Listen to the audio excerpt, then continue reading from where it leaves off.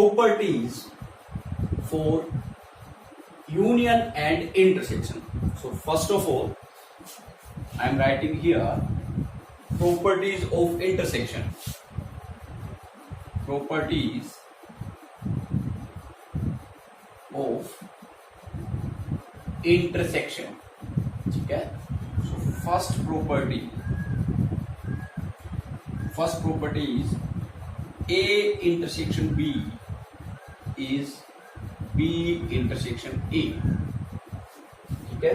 यानी चाहे आप A intersection B करो, means intersection of A with B, चाहे आप intersection of B with A, दोनों का जो रिजल्ट है वो सेम होगा. मीन्स हमारा A intersection B ये हुआ, सो आप B intersection A भी करोगे तो भी सेम रिजल्ट 5 और 7 ही मिलेगा. And this property is known as commutative property. This is known as commutative property. Okay, this is first property. Second one is A intersection B intersection C is A intersection B intersection C. यानी करना क्या आपको, देखो सबसे पहले अगर मैं बात करूं बी इंटरसेक्शन सी, ठीक है, तो मैं यहाँ ये जो डेफिनेशन है यहाँ ये मैं रिमूव कर रहा हूं क्योंकि अब हमें कुछ यहाँ पे जो बोर्ड है उसकी रिक्वायरमेंट होगी प्रॉपर्टीज को प्रूव करने के लिए. यहाँ पे मैं यूज कर रहा हूं. देखिए, first of all calculate B intersection C. So in this element, in this example, B intersection C is 10. देखिए B intersection C is 10. ये वाली जो वैल्यू है उसका रिजल्ट मुझे मिलेगा 10. ये देखो, ये रहा B intersection C is 10. Okay, अब ये वाली जो वैल्यू है उसका इंटरसेक्शन करना है विद A. देखिए A, this is intersection and value of this is this one. So A का intersection with 10. So देखिए A का intersection किसके साथ? 10 के साथ. So यहाँ A में 2, 3, 5, 6, 7, 9 है, 10 में मुझे कुछ नहीं मिलेगा. So इसका रिजल्ट क्या होगा? 5. ठीक है. LHS क्या मिला मुझे? लास्ट में 5. अब मैं आता हूँ RHS में. So पहले A intersection B. So देखिए A intersection B ये रहा 5 and 7. So इसका मुझे मिलेगा 5 and 7. Then intersection with C. So अब 5 और 7 का C के साथ इंटरसेक्शन. सो C हमारा ये रहा. सो 5 and 7 का इसके साथ इंटरसेक्शन देखें मीन्स कॉमन. सो यहां भी मुझे कुछ कॉमन नहीं मिलेगा क्योंकि 5 और 7 इसमें नहीं है. सो यहां भी मुझे क्या मिलेगा? 5 मिलेगा. So both are same. LHS is equal to RHS. You can apply this property on some more examples. So last में जो रिजल्ट है मुझे वो LHS और RHS में जो है सेम रिजल्ट मिलेगा. ये जरूरी नहीं है कि हर बार A intersection B intersection C का रिजल्ट 5 आए. नो, ये तो हमारा एग्जाम्पल जो उसमें हमारे जो एलिमेंट्स थे वो इस टाइप के थे कि रिजल्ट हमारा 5 हुआ. So result may be very but LHS will be equal to RHS. Okay, so ये हमारा जो प्रॉपर्टी है and this property is known as associative property. Is known as associative property. Okay, now the third one is if you intersect any set with 5. ठीक है, यानी empty set का किसी भी सेट के साथ आप इंटरसेक्शन लोगे और यू कैन से दैट 5 का किसी भी सेट के साथ intersection. A is any set. So अगर 5 का किसी भी सेट के साथ इंटरसेक्शन लोगे then result is always 5. Result is always 5. Fourth one is किसी भी सेट का, ठीक है, इंटरसेक्शन लोगे with U and this is universal set. देखिए this symbol is used for intersection and this symbol is used for this A intersection U, this is used for universal set. So A intersection U is, चाहे आप universal set का intersection low A के साथ, A is any set, so intersection of A with universal set या universal set का intersection with A, always result हमारा क्या होगा, A होगा, ठीक है, बिकॉज यूनिवर्सल सेट जो है A से बड़ा सेट होगा, उसमें वो सारे एलिमेंट होंगे जो A में तो होंगे ही होंगे, प्लस एक्स्ट्रा कुछ एलिमेंट्स होंगे, सो कॉमन एलिमेंट्स वो ही बनेंगे जो A सेट A में हो.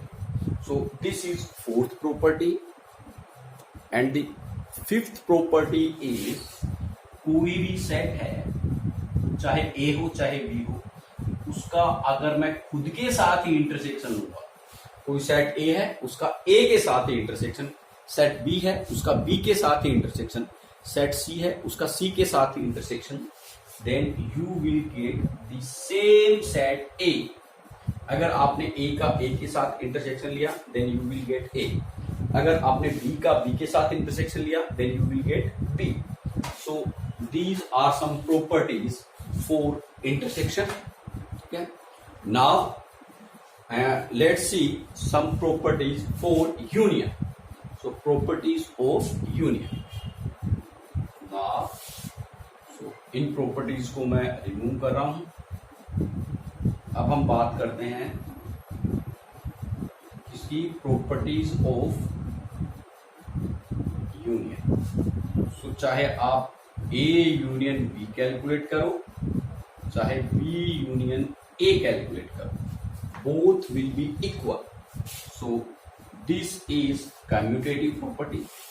उसके बाद सेकंड प्रॉपर्टी देखिए, लास्ट प्रॉपर्टीज जो थी उसमें हम इंटरसेक्शन कैलकुलेट कर रहे थे, but in this example we are calculating union. Now second property, A union B union C is A union B union C. So this is associative property.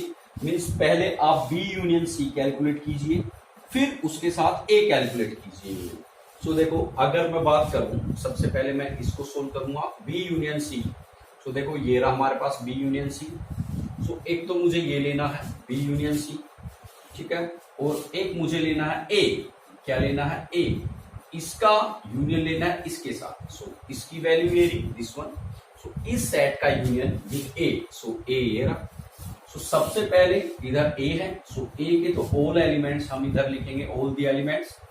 सो देखिए union में जो पहला सेट होता है उसके सारे के सारे एलिमेंट लेते हैं. सो 2 3 5 6 7 9. ओके. अब union B union C. So B union C is this one. सबसे पहले देखो 4 आया, क्या नहीं आया तो लिखेंगे, 0 नहीं आया तो लिखेंगे, 1 नहीं आया तो यहां लिखेंगे, 5 हो चुका नहीं लिखेंगे, 10 नहीं हुआ तो लिखेंगे, देन 7 ऑलरेडी हो चुका, -3 नहीं तो लिखेंगे, देन 20 नहीं तो हम लिखेंगे. so, ये तो हुआ हमारा LHS.